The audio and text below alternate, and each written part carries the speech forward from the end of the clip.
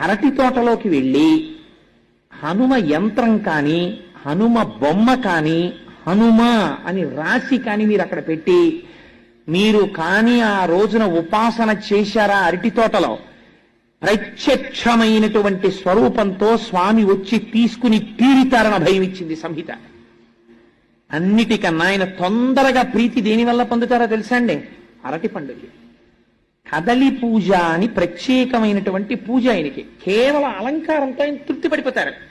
అరటి గెలలిలా దిగేటట్టుగా అలంకారం చేసి అరటి చెట్లు కట్టి అరిటాకులేసి స్వామి చుట్టూ కూడా లేత అరిటాకులు పరిచి మీరు ఆయనకి బాగా ముగ్గిన అరటిపళ్ళు తీసుకొచ్చి అక్కడ పెట్టారనుకోండి, ఏదో ఒక రూపంతో మీకు ఈ కంటికి కనపడిన రూపంతో రాకపోవచ్చు, మీరు గుర్తు పట్టలేరు, కానీ ఏదో ఒక రూపంతో ఆయన వచ్చి తీసుకుని వెళ్ళి తీరుతారు.